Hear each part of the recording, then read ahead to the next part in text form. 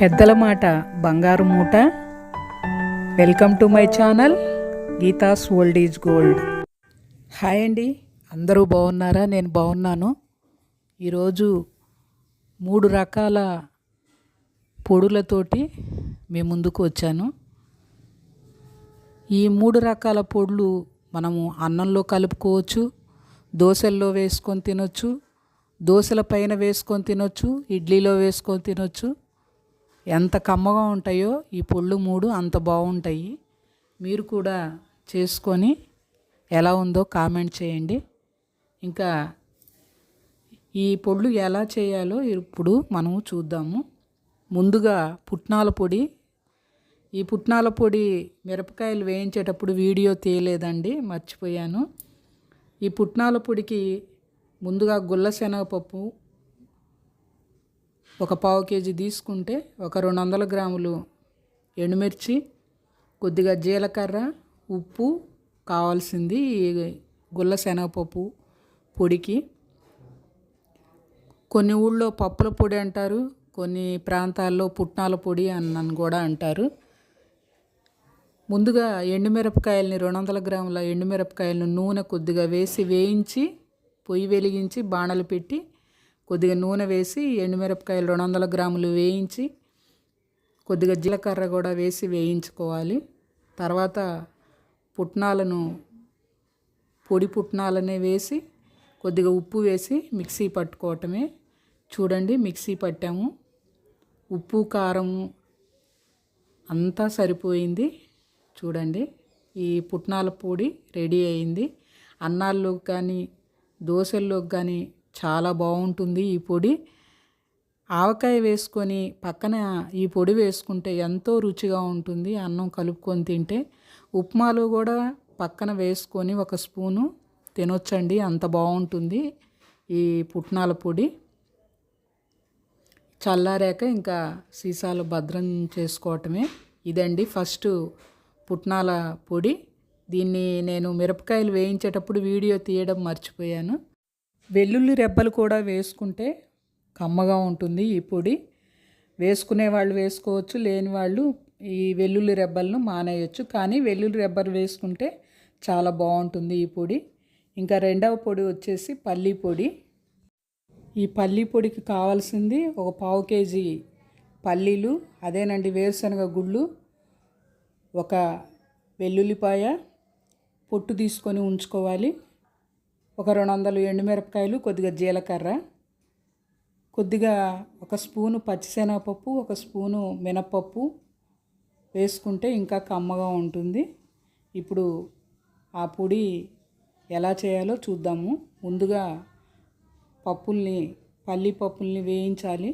బాగా ఎర్రగా వేయించుకుంటే బాగుంటుంది. పల్లీలు చల్లారాక వాటిని పొట్టు తీసి పక్కన ఉంచుకోవాలి.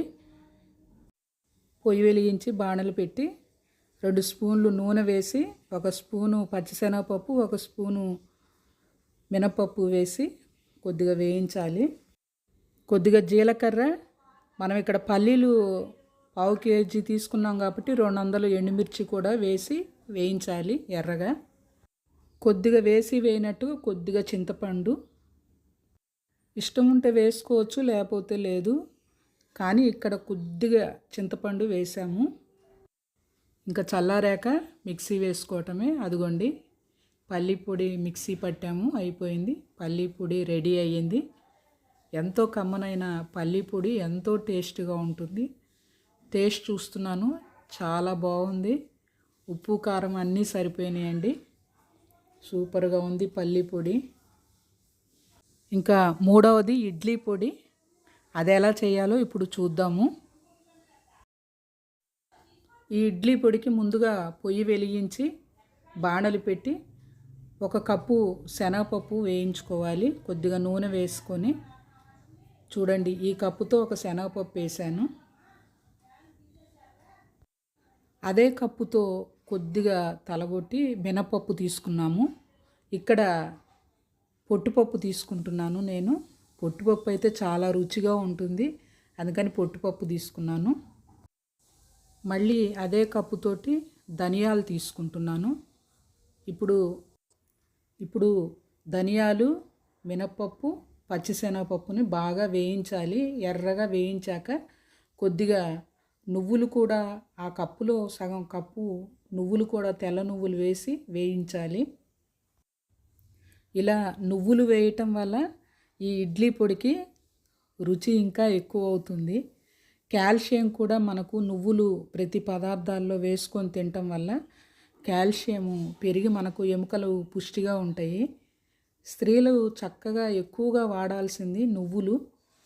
తర్వాత కొద్దిగా కరివేపాకును కూడా 2 రెమ్మలు తుంచి వేయాలి. ఇప్పుడు అన్నీ కలిసే విధంగా చక్కగా ఎర్రగా వేయించుకోవాలి. అప్పుడే ఇడ్లీ పొడి కమ్మగా ఉంటుంది. ఇంకా కరివేపాకు ఉంటే మంచిదే, ఎక్కువ వేసుకోవటం వలన ఆరోగ్యానికి మంచిది. జుట్టు కూడా ఊడిపోకుండా ఉంటుంది మనం కరివేపాకు ఎక్కువ తీసుకోవటం వలన. తర్వాత ఇవి చక్కగా ఎర్రగా వేయించాక ఒక పళ్ళెంలో పోసుకొని చల్లారనివ్వాలి. కొద్దిగా ఇంగువ వేసుకుంటే ఇంకా కమ్మగా ఉంటుంది ఈ ఇడ్లీ పొడి. వేసుకొని చల్లారాక మిక్సీ పట్టుకోవటమే. మనం ఎప్పుడైనా పొళ్ళు మిక్సీ వేసుకునేటప్పుడు జార్లలో 1/2 వంతు మాత్రమే వేసుకోవాలి. చల్లారాక వేసుకుంటే ఇంకా పొడి పొళ్ళాడుతూ వస్తాయి పొళ్ళు. ఇదిగోండి రెడీ అయినాయి 3 పొడులు. ఇది ఫస్ట్ పుట్నాల పొడి సీసాలోకి తీసాను. తర్వాత ఇడ్లీ పొడి మధ్యలోది, పక్క సీసాలోది పల్లి పొడి. చూడండి ఇలా 3 పొళ్ళు సీసాల్లో ఇలా స్టోర్ చేసుకుంటే అన్నిటిలోకి మనం వాడుకోవచ్చు. ఇడ్లీలోకి, దోశలోకి, అన్నంలోకి. మరో మంచి వీడియోతో మేము ముందుంటాం.